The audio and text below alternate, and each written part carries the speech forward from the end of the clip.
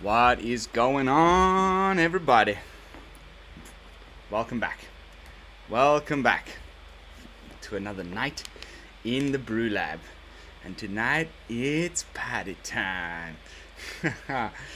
I spent the most of today in the unranked queue, fiddling around with party decks. And there's a surprising little amount of new cards from AFR in either of these, which is a little bit disappointing. Everybody was expecting the Dungeons and Dragons sets to have like some really good rogues, clerics, wizards, and warriors, because that's what a party is composed of in Dungeons and Dragons. But they released it with Zendikar Rising, but whatever. Now that Eldraine and Ikoria are no longer present, at least as long as you're playing this play queue, then party, because it was a bit lackluster when compared to those sets I just mentioned. But now that we have those sets have left, well, not quite yet, rotation is still a little ways to go, but if you're playing standard 2022 queue, then you don't have to deal with that nonsense anymore. And some of the, we've seen this time and time again over the last few weeks. Decks that were not viable before have just suddenly become playable without needing to change almost anything. And the party deck is, I think, one such deck. This Bant version in particular, I saw CGB did one like 1 or 2 days ago. His was called a Bant Party Aggro. He was playing it with just very different. He had Luminarch Aspirant in here, or how he calls it, Luminarch Aspirate. He had, he wasn't running any removal other than the Bears of Lityara. It was just supposed to pray to God that you get this stuff down, and hopefully they won't wipe you before you can wipe them. I'm going for a little bit more mid-rangey sort of vibe in my one. He wasn't even running Spoils of Adventure. He wasn't running Journey to Oblivion. He wasn't running any counter spells. So mine is a little different. And I'll explain a bit about that in a second. I just want to also quickly pop into the other version that I'm running, which I at one point was really obsessed with making work. The roguey guy, Zagras, the Thief of Heartbeats. Vampire Rogue. Keep that in mind when the Vampire set comes in, I believe, November, because I think there's going to be some cool, Rakdos Vampires decks to be built later. I mean, this guy's a vampire as well, and he's a cleric. I might even just do that next and screw the more like party vibe. Because really with Zagras, all you're trying to do is reduce the cost. That's the only payoff that you get for having a full party. So it doesn't have to be in a party deck. I'm going to work on that tomorrow in the morning, and maybe come back to you guys tomorrow night with a different build, mostly focusing around Zagras. But yeah, these are the two decks. Today we're going to pitch them against each other. I'm going to jump into some ranked gameplay with both of them. Probably end up getting in about 3 games with each, and that should give us a pretty fair idea by the end of the stream which is, let's say, better of the two, which is funner to play. Do we need to make adjustments to any of them along the way? And if we do, I will of course make sure to post the most up-to-date and curated versions in the video description down below, and of course those will end up being posted on either hub. So yeah, without further ado, party time. Let's do it. I think we can start probably with Bant. So little quick deck tech. I'm just gonna, these are all old cards. I think most of you have played with all of them, but I just want to explain a little bit what it is that we're trying to do here. I'm not playing any of the changelings except for the ones that the Bears of Lityara produces and the ones that the Maskwood Nexus produces. So we have you know, as far as party mechanic is concerned, probably the best 1-drop in Standard, Archpriest of Iona. 1-drop comes into play as a star 2, and it gains +1. You know, its power is equal to the number of creatures in your party, because it is itself a cleric. If it is alone on the field, it is a 1/2. As soon as you put down a rogue or anything else, that number, you know, on the front side, the power keeps growing, of course, till a maximum of 4, because you can only have 4 different party members. When you reach that, when the party is full, you can have a target creature gain +1/+1 and flying until end of turn. Oftentimes you target the Archpriest of Iona himself, and it becomes a 5/3 flyer with, you know, that cost you 1 mana to play. It's pretty unbelievably sweet. The only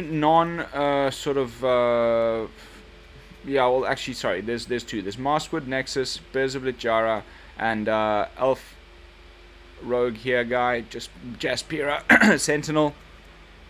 And there's 1 little Strixhaven card tucked away in here in Test of Talents, but everything else is from Zendikar Rising, alright? So 4 copies of Jaspira Sentinel, which is a rogue, so cleric, rogue. Then we've got Tajuru Paragon, can be kicked for 5. It is, you know, Tajuru Paragon is also a cleric, rogue, warrior, or wizard, but it can only take up one of those. It'll always fill in the one that's missing from the party. But if you kick it for 5, you can look at the top 6 cards of your library, and you may put a card that shares a creature type with it from among them into your hand, put the rest into your library in a random order. So you're always going to hit something with this many other party members available within the deck. So if you're running low on cards, try and kick this. It essentially replaces itself. So pretty cool. But otherwise it just acts as any one of the party members, an obvious 2-drop. We could maybe just get rid of Test of Talents and Concerted Defense, have no counter spells in the deck, and just put in the Maskwood, it's the other changeling. There's a 2-drop. There's 2 different green 2-drops that are changelings. One that puts additional counters on itself, and one that that if you exile a creature from your graveyard, you can destroy an artifact or enchantment. But because we're running Journey to Oblivion instead, which allows you to exile target non-land permanent, we can get rid of enchantments and artifacts that way. So I thought having some counter spells would be better, and that's why I'm running 2 copies of Test of Talents together with the Tajuru Paragon in the 2-drop slot. Then probably the best card in the deck, Linvala, Shield of Seagate. When you have a full party, this thing becomes ridiculous, okay? Until your next turn, it can't, basically, if you have a full party, choose target non-land permanent an opponent controls. Okay? Edwin, welcome to the stream, brother. Until next turn, it can't attack or block, okay, until your next turn.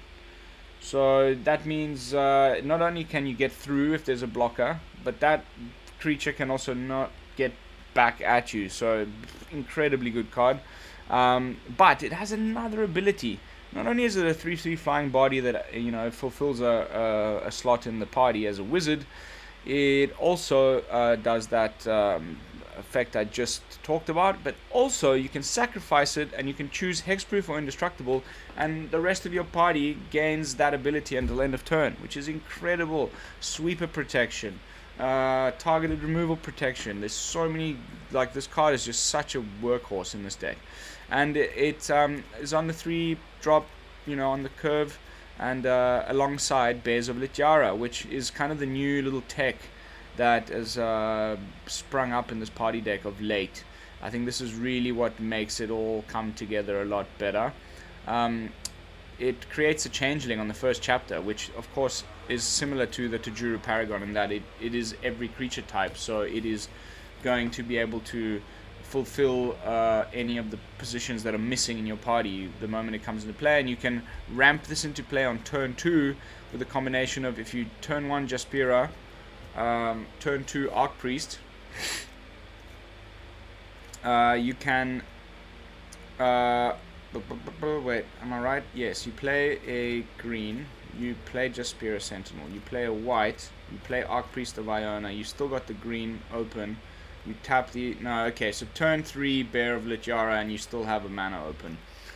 But still pretty nice, like, because, okay, next little step in the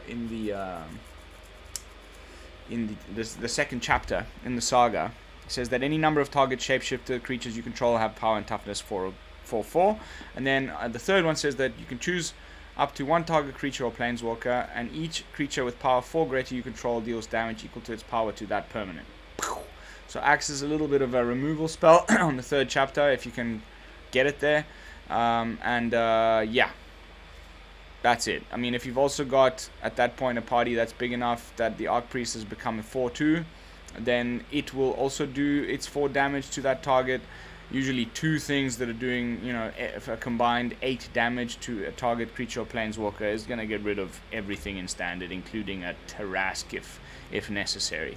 Then, turn 4, Squad Commander. Probably one of the best cards in the deck as well, alongside Linvala, okay? So, Squad Commander is a 4-drop warrior, so another spot on the party. When it enters the battlefield, you create a 1/1 white core warrior creature token for each creature in your party. So you can make up to 3 1/1s. So then, essentially, if they do get rid of the squad commander, the tokens stay behind as warriors. So they might get rid of the party effect that the squad commander gives you, which I'll read in a second. But even if they do get rid of it, your party will still remain full because it's leaving potentially up to 3 warriors behind after it gets removed. But if you're at the beginning of combat on your turn, if you have a full party, creatures you control get +1/+0 and gain indestructible. Also another really good ability. If you've got, you can swing in on turn 5 with all of those creatures that you've spawned and you've got the rest of the guys down. That's the kind of main, that was CGB's aggro version win con. You can easily get this out on turn 4, and then turn 5 it's like really explosive attack phase with Linvala making sure that they can't block, and works really, really well. And everything is indestructible and gets bigger, so pretty nice. Another little thing that I'm running in the deck that CGB was not is 2 copies of Maskwood Nexus. We don't always get them, but when we do, it's pretty good. You can keep making changelings to, fill that party slot if they remove some of your stuff. Also, synergizes really well with the World Tree. This has not yet happened in my test games, but because everything becomes everything, creatures you control are every creature type. The same is true for creature spells you control and creature card that you own that aren't on the battlefield. So everything in your deck becomes any creature type, and because the World Tree can go fetch all the god cards and put them onto the battlefield, everything is a god. You can sacrifice the World Tree and get every single creature from your deck and empty it onto the battlefield in a single go. Boo boo. It could happen. I would really love for that to happen on the stream. So let's fingers and toes crossed and make sure that it does. Then 5 drop slot. We're running 3 copies of Journey into Oblivion, which is essentially just the same as Banishing Light was, and it can cost as little as 1 white mana if you've got a full party, but it starts off at 5 and then drops with each party member. So becomes 4 if you've got 1 guy in the party, 2, 3, if you've got a full party, being able to exile a target non-land permanent an opponent controls until Journey to Oblivion leaves the battlefield for 1 white is a pretty sweet deal. Then 1 copy of Tazri, because the thing it does in the party is a little bit less cool than some of the other effects that like Linvala's or the Archpriest, for example. But you can because the World Tree eventually makes all your mana any color, you can pay 4 and look at the top 6 cards of your library, reveal up to 2 cleric, rogue, warrior, wizard, and put them into your hand. So it's kind of similar to what Tajuru Paragon does, but without having to kick, and actually for less if you've got the right mana for it. Pretty sweet way to restock your party members into your hand if necessary. A one-of is okay, I think, with this card, but we'll have to see again as we progress through the games. We might make some final adjustments. And then at the top end of the curve, for a unmodified cost of 6, Spoils of Adventure, this can end up costing 2, 1 white, 1 blue, instant speed. You gain 3 life, draw 3 cards. Even if you've got like 2-3 party members down and this costs you like 3 or 4, that's really not bad value. Also a little bit of life gain, which is pretty essential in all decks, I think. And the ability to draw 3 cards at instant speed is great. And then yeah, the mana base pretty straightforward. Just 5-4-3, the Bant colors. 2-2-2, one of each of the pathways in the Bant colors. 3 world trees, as I said, to either synergize with Mouse Squid Nexus or to give us the ability to use Tazri's beacon ability pretty easily. But we've also got 3 copies of Base Camp. I think it's just strictly better than the Dragon Altar thing. There's the new card from the new land from AFR that's like the dragon one. You need to reveal a dragon for it to come into play untapped. The only way that's going to happen is if you have a changeling on the battlefield, because that counts as a dragon. But that's pretty rare, so most of the time it was coming into play tapped, and then you can only select one color when you do that. Base Camp always comes into play tapped, but then for the rest of the game you can have it add mana of any color to spend on a party member, or activate an ability of a cleric, rogue, warrior, or wizard. So I thought it was a better land to play than the dragon one. Alright, so that's the Bant one. I think I don't need to explain any further. We're just trying to make a full party and, get the cool abilities that grants our creatures and swing in for the kill. We're just trying to attack. The Jund version with Zagras is actually a Finn deck. Finn the Fangbearer is himself a warrior, so does fill one of the party slots. We've also got a cleric in the form of Malakir Blood Priest. We've got a wizard as in the form of Fisher Wizard. We've got Finn as the warrior. We've got the Tajuru, which we talked about in the previous deck, and then we've got Zagras, which is a rogue. We don't really need the party to be full in this one. There aren't any cool things for the party to be full, other than Coveted Prize, which is pretty cool, but a bit more about that in a second. Really what we're trying to do is just reduce the cost of Zagras. If we can get him down on turn 4, because it costs 1 less for each to cast for each creature in your party. So this costs 6, which is a lot, but if you can get like 2-3 party members down, suddenly it starts to cost 5 or 4 to play. Much better. And it has flying, death touch, and haste, and gives all the other creatures in your party death touch. So if you've built up your party slowly but surely, you play Finn, and then the following turn you drop Zagras and swing in with the whole crew, and everybody's got death touch. That's pretty good. Obviously. So yeah, I like it. I really like it. I think it's it could be a good deck. I don't know. We'll have to see. Jund is a little tougher with the lands. I didn't put the Base Camp in this one. We just went for 3 of each of the pathways. 5-5-2 because there's a few less green, and also because we're running World Tree, which taps for green before you get to the full 6.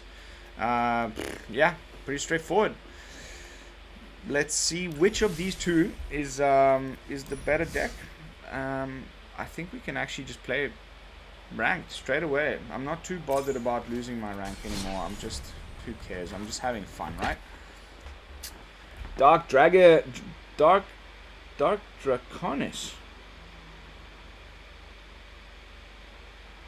Yeah, exactly. You have to reveal a dragon land from your hand, but because the reason why CGB was running that land is because he's got changelings, right? And changelings can be dragons, so you reveal a changeling and you can play it untapped, but then it only counts as a mana of one specific color.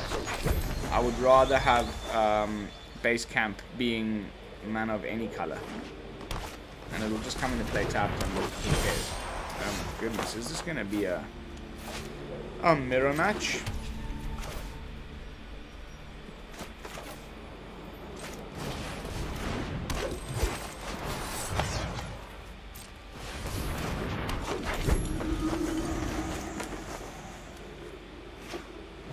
Nope. It's mono green. Yeah, Finn with Zagras. I think it was a little better in the early days.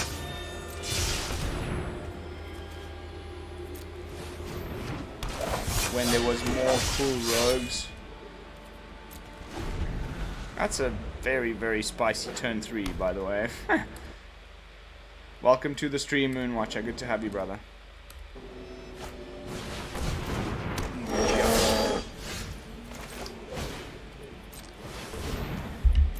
And that's the full party.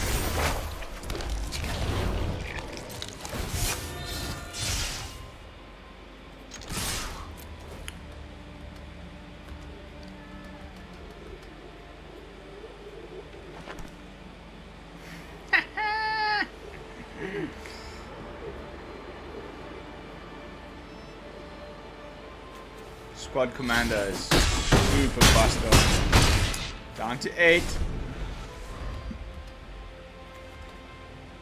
He's welcome to swing. He's dead next turn. So, I'm okay with that. I'm not going to block with my shapeshifter and lose the full party. I mean, we could just play Tajuru. Yeah, whatever.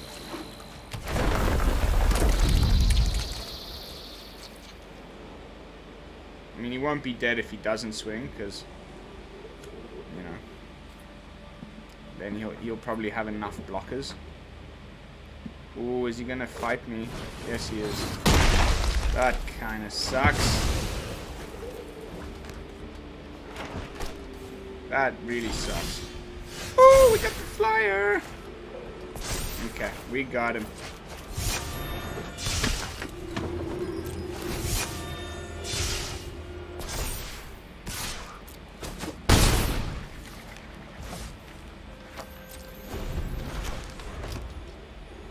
Try Blizzard Brawl something. I dare you. We can, even though we don't have blue, we can tap the Jaspera. Come on. I know you want to.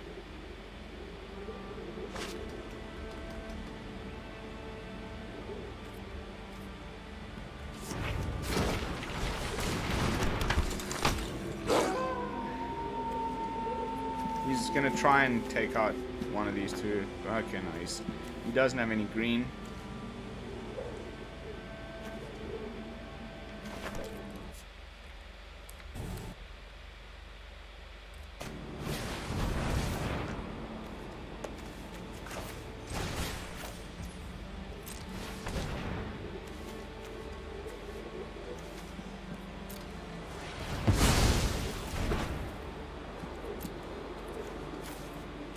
He's running them in the main deck? Without the lesson thing? That's interesting.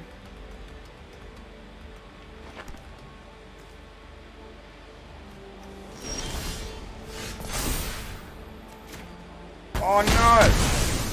That was a mistake. That was absolutely a mistake. Ha! Whoops! Doesn't really matter. We still got him. Thank God. What a mistake.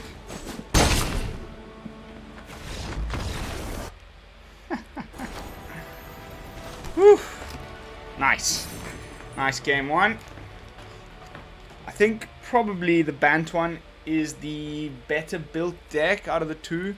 I didn't have enough time to really fine tune the Zagras one, but I like as far as the idea, I'm much more fond of the Jund version. Like it's kind of like more my style of jamming. But let's see. Let's see.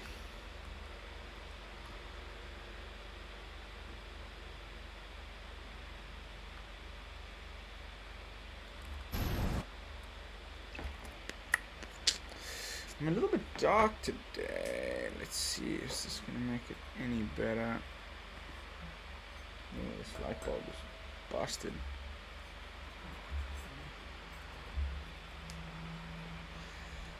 Seems to be a little better.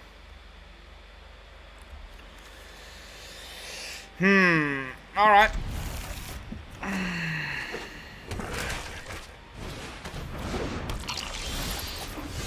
This matchup is terrible.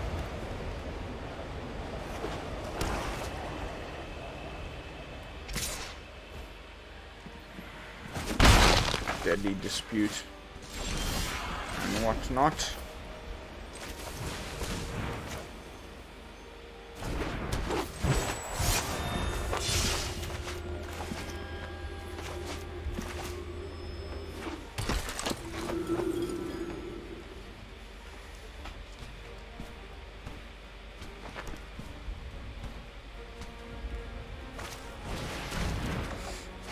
Thanks for the land, buddy. We've got another Arc Priest where that one came from.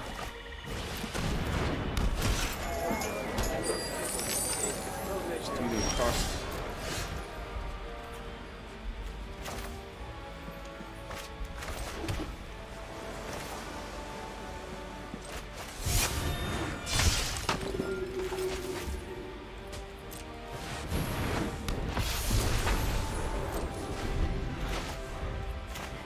And spoils next turn. Perfect. This card is such a pain in my crack. If you don't have exile effects, that's just a perfect little draw there. Just what I was hoping you would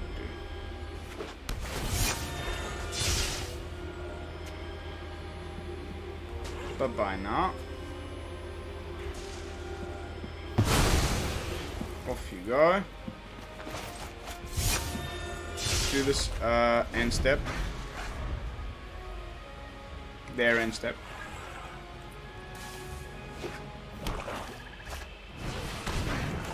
Oh, no, not yet. Not yet. You might need to block something.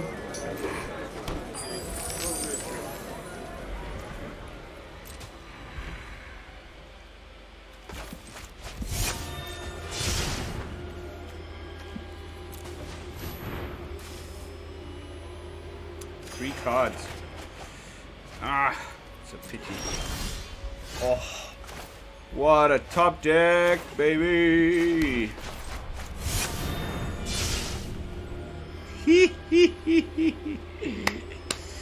Yes! Party has been assembled.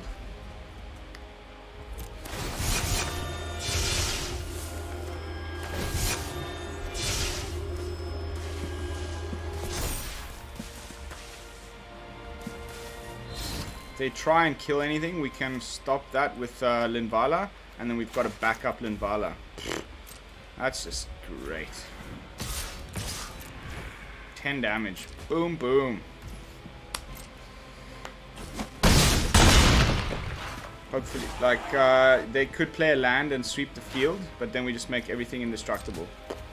If they've got blood on the snow, we can't stop it from happening. And then we've got the backup Linvala. Ah, oh, baby!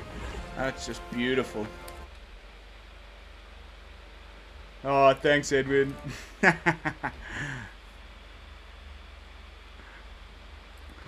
I know I'm not looking too pretty today. Yes! Woo! Baby. Climbing up that ladder again. After that horrible performance a couple days back. I was feeling so low. I just needed to start having fun again. Then you know, it doesn't really, when it's not all about the rank suddenly, then that's when you start ranking up. When you're stressing about it, it just doesn't happen. Like, that's what I've learned. That's my lesson from the last week. Alright, one more with the Bant deck, and then we're going to switch to Jund. Ooh. That was a sweet ass win. So perfect that we top deck that the warrior. That's also really nice. So 1-2. We'll kind of just follow the similar pattern to last match.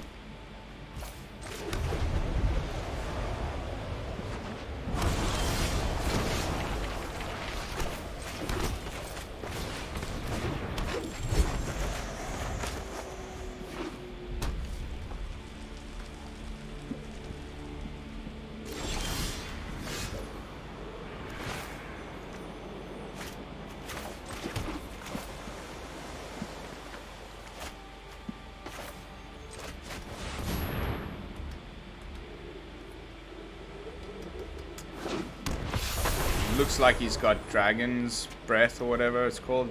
Dragon Flame. Yep. So boring.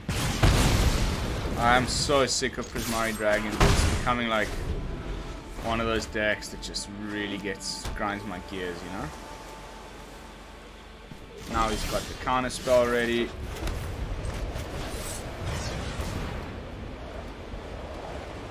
Saw it coming. Probably, maybe. These sleeves look so weird.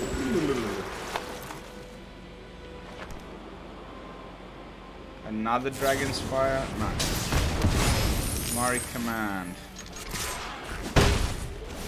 Here comes Galazeth, Prismari. It's just so predictable. No. Alright.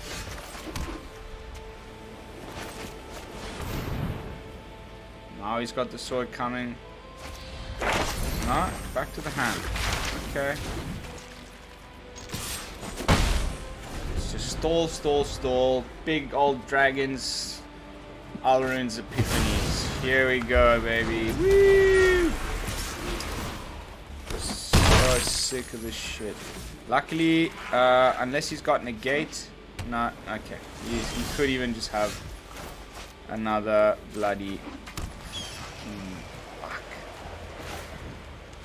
if we play this, it will reduce the cost of that.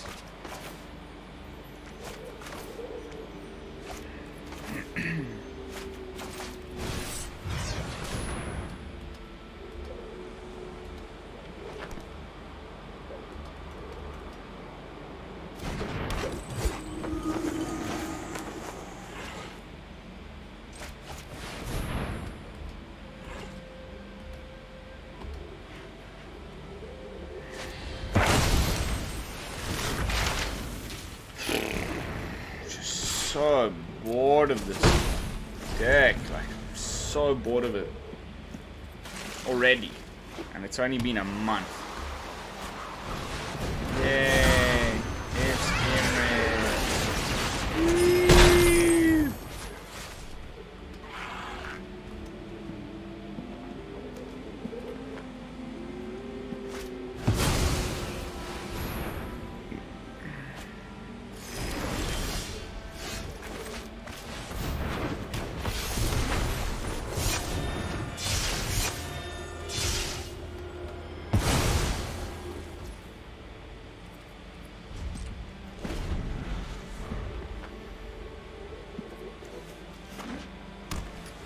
Mascot exhibition. No? Alright.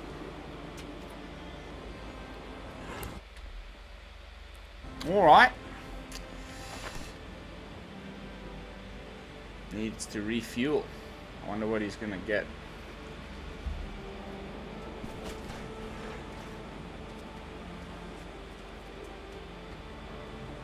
He hasn't played a land yet this turn.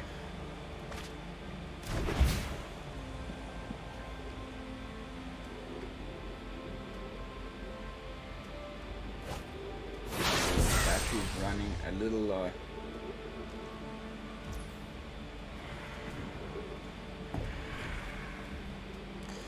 Might have to just pop the phone outside in a second. Okay. This is nice to have against mascot exhibition and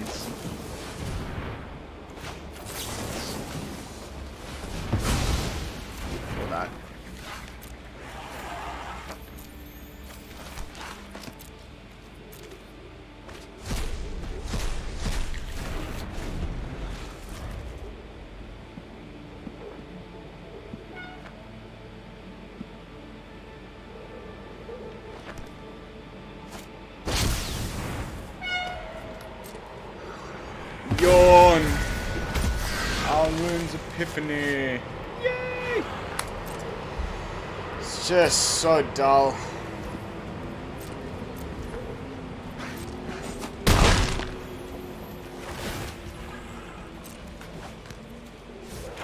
Yeah, you do your thing, mate. No one's ever done that before. Activates these guys. He's got another Alrunes there. Maybe it's just sword coming, actually. Otherwise, you would have just cast it.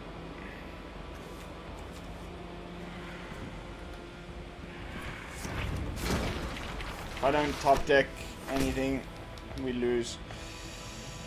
We'll probably lose anyway.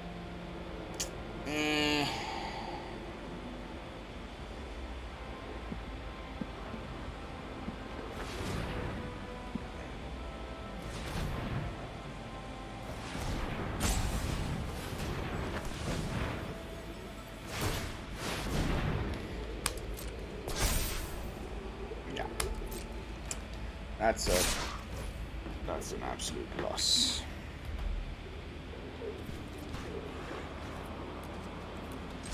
Oh well. On to the Jund deck. We got a couple of pretty solid wins there. Prismari Dragons is, you know, one of the best decks in the meta right now, so you gotta just get lucky, actually. Like, the way I've found, like, the only time I beat that deck is if you just get lucky. They get crappy hands and they don't draw what they need. Otherwise, it's just so good. It's so good. They've always got everything that they need. Counter spells, removal, big creatures, extra turns, card draw. There's like everything just works out so well for that deck. It's so good. Like, you know what really grinds my gears? And if you go on Twitter and you follow any of the pros, you know, any of the guys that play in the Pro League and who are just in the recent Gauntlet event and all that sort of stuff, they'll all say the same thing.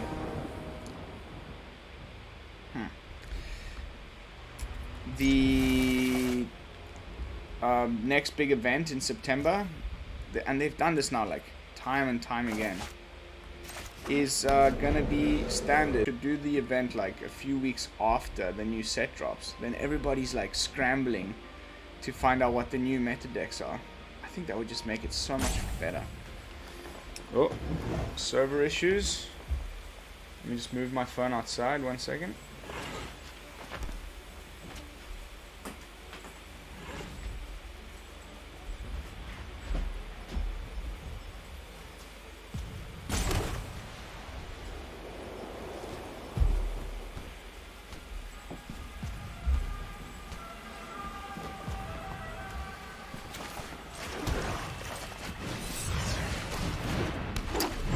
Mono white weenies. Woo!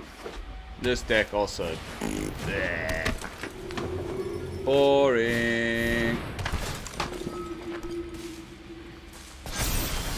We're probably pretty screwed against these guys.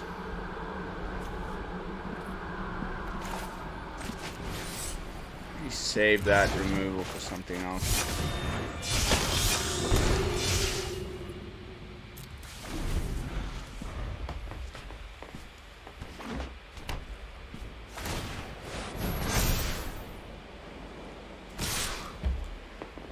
Or not. Let's get rid of that code spell. ASAP. What do we want?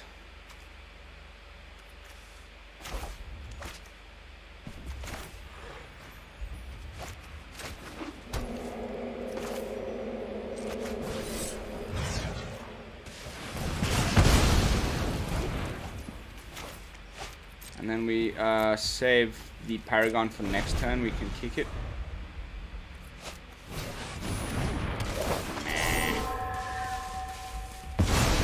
So annoying.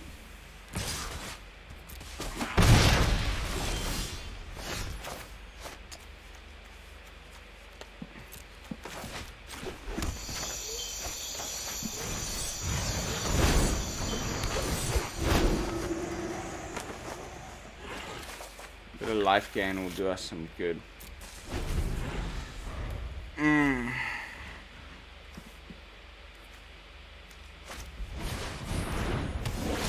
This guy, man. What an ass. Alright,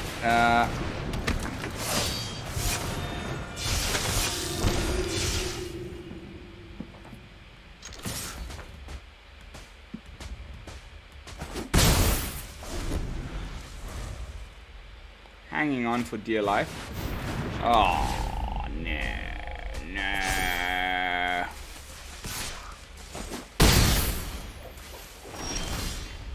Ooh, that's good. That's very good. Bye-bye.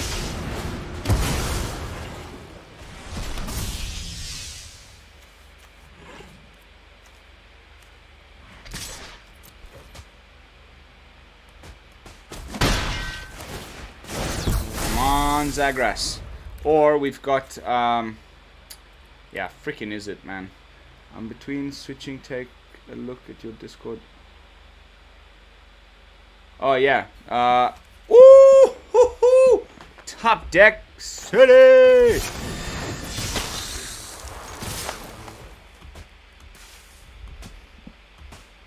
You can block. You have to block. No? I mean, if you don't block, you die. I wasn't about to wait around. He lets it happen. What a champ. Thank you, Rodrigo, for the fantastic. He could have blocked that, man. He could have blocked. Oh well, stoked. Nice little win there. I already put the poll up on some of the Facebook groups I share my streams on before I go live, and I was looking at my phone when I put it outside, and everybody's talking about the fact that Bant's probably the better version. I don't know, I want to challenge that. I like Death Touch. I like Finn. I don't know, guys, though, like, what could we do here? I think I'm gonna do a stream tomorrow on Twitch in the morning, where I will be just doing a Zagras and Finn, and then less party, more other stuff. I have a few very good ideas. There's a good rogue deck that I'm also playing, which I'll show you tomorrow, Death Rogues, that you know, you kind of fuse those two decks together, and I think something special is going to come out. Also, I'm really excited to show you guys this Naya Landfall deck, but that's still in the, it still needs some tinkering. Yeah, I know, Moonwatcher. The changelings are good. The changelings are very good. I think, man, don't you guys wish they just made changelings in every color? I find it so frustrating that they're just blue and green. It would have been so much better if there was like some changelings in every color.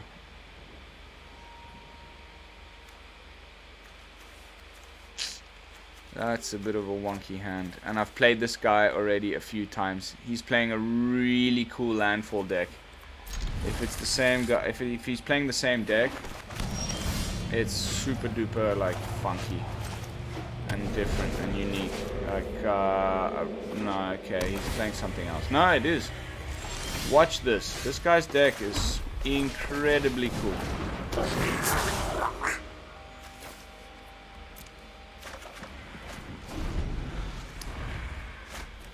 Yep, it's the same deck. This deck is, wow, like complete homebrew.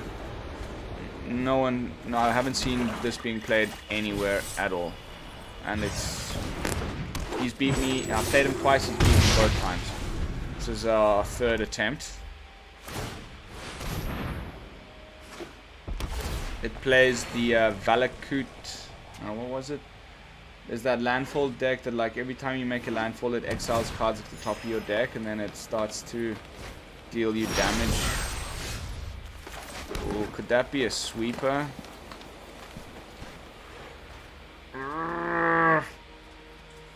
That could totally be a sweeper, man. Oh, God. Oh. At least we gain a bit of life there. Pardon.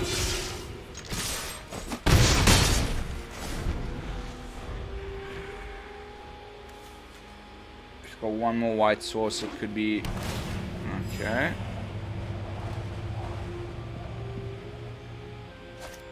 It is. How did he... I should have known better. It was the sweeper in the last deck as well. I mean, it's so good, this deck. What? There we go. That's the one I meant. Valakut Exploration. Can't even remove that guy.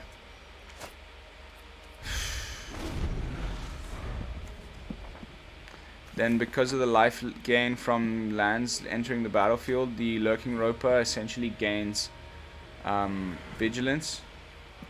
It's going to attack with it, then drop a land. Gain life. No? Okay. Oh, so close. If we just had a freaking one more mana.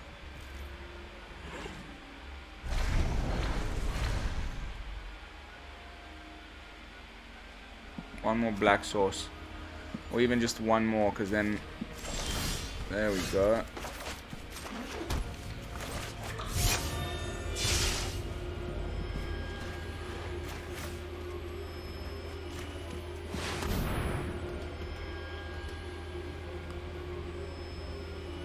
Does he have a counter spell? Thank goodness. Probably another sweeper though over here.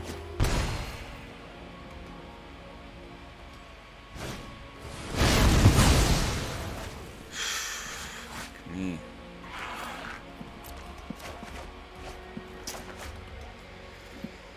Ay, ay, ay, ay, ay.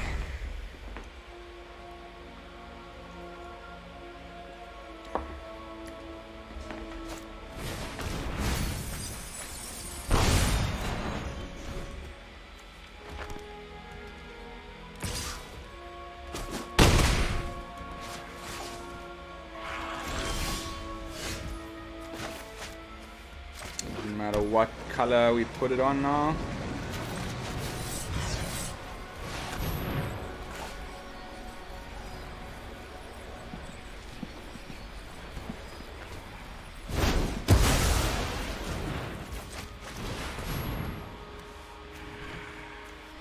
Eladar Retreat, like it's a 5-color, just crazy.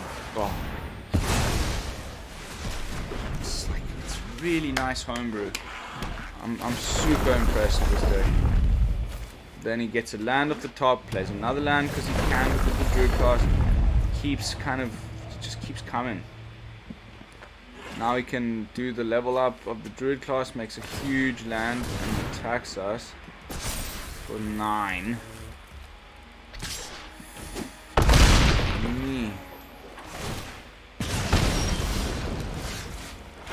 That's gonna be the game. 3 straight losses to this guy. It's really nice deck, man. Congratulations on making something completely unique that actually wins. I'm surprised he's not in Mythic yet. Check this.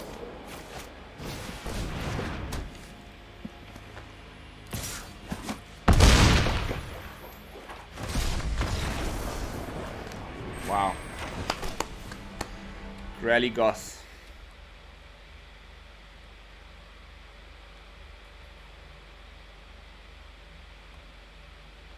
Yeah, no, that's right.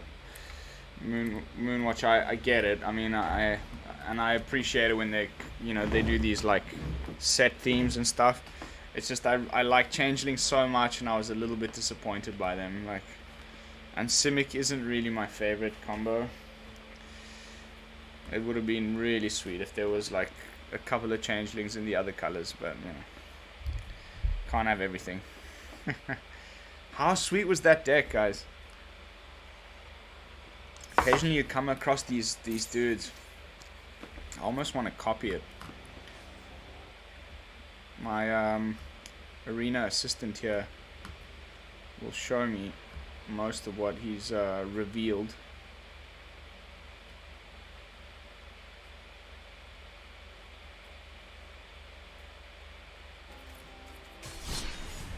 Valakut something. Super nice.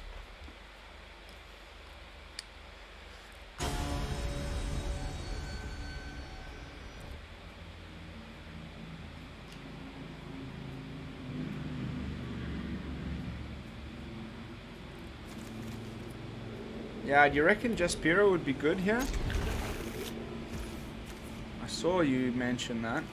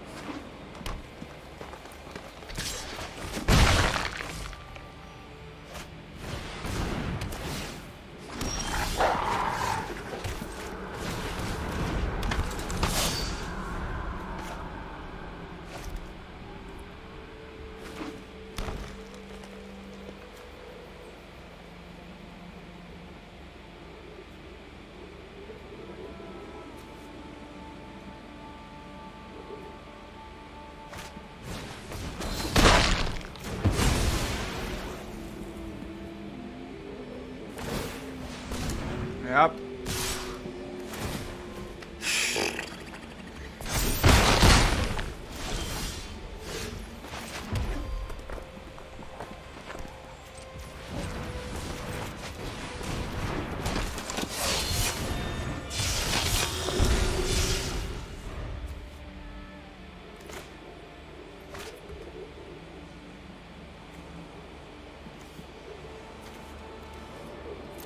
This mono green is also just so good.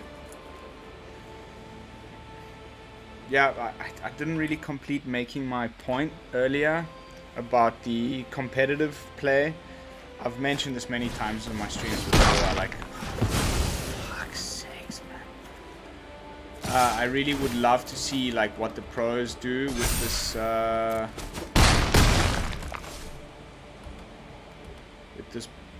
you know, new set, and what deck is going to be the best one in, you know, post rotation standard. But we're going to have to wait until like I think December.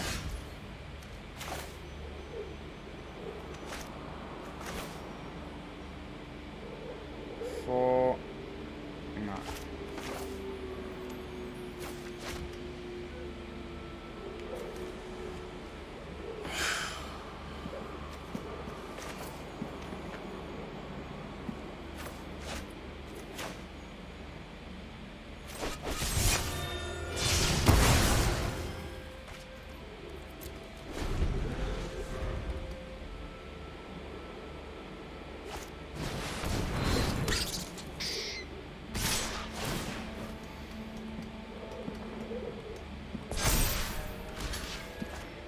Hasn't like just whatever.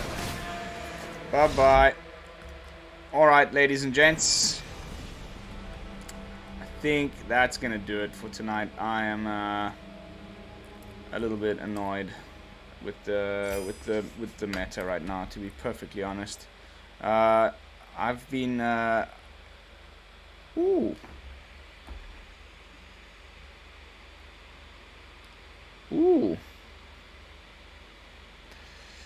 The legendary Edwin has just given me a bunch of codes. Let's end the stream with a bit of code cracking.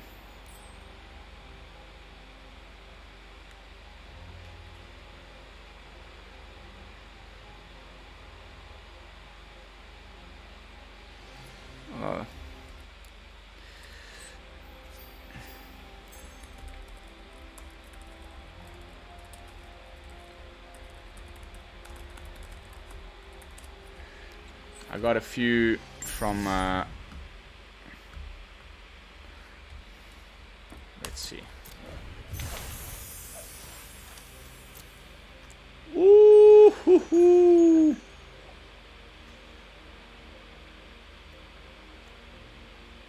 Your red card, the red card you collected exceeds the collection limit.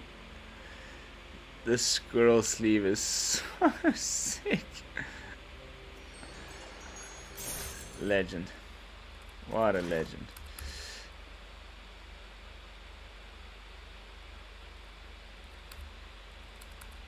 What else do we get?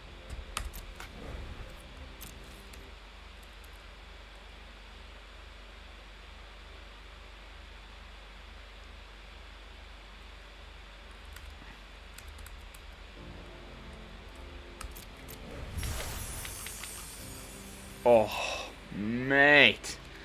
I've been trying to get my hands on these ones for so long. Ooh, hoo, hoo. So sick. I'm like a kid in a candy shop. Look at these. I don't know which one I prefer more. This Ajani in like full fucking anime mode is pretty sweet. I also kind of like this old tattoo flash style. Very nice. What else did we get? Ugh. Okay, I already had most of these, but still. All the gods from Theros Beyond Death. Amazing. Amazing.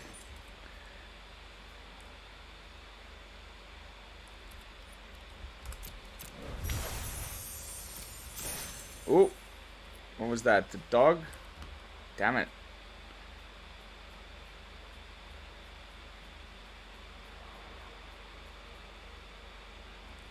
Sleeve collection is getting quite nice. Nice. I've seen this one a lot. The Dak Wolf. Not my favorite. A little bit bland art style.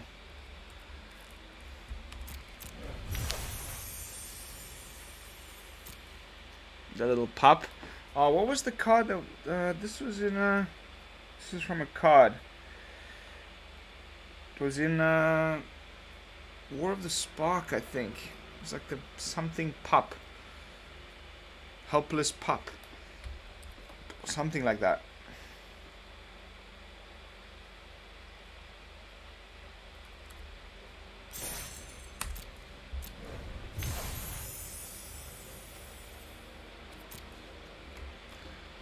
Nice one. Wow, I've never had like this many sleeves. I'm assuming these are obtainable through like the various events, FNMs and stuff.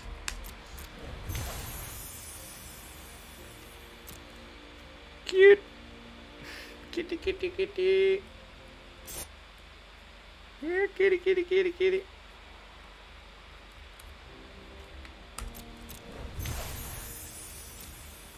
Alright, and the big lion. Okay, so that's why it's called a cat and dog bundle.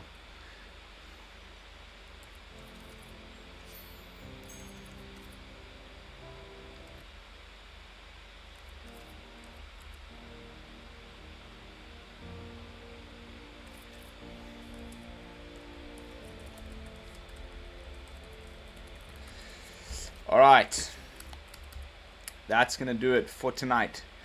I will see you all tomorrow with some fresh brews. I'm going to spend the evening now like fiddling around with Zagras because he is I like him a lot. I think the winner is unfortunately the Bant Party for now. I think the Zagras deck could have been built better. I just didn't have a chance to really get round to it today, but yeah, like I said, tomorrow this is gonna get a full revamp, and I think it's gonna make it a heck of a load better.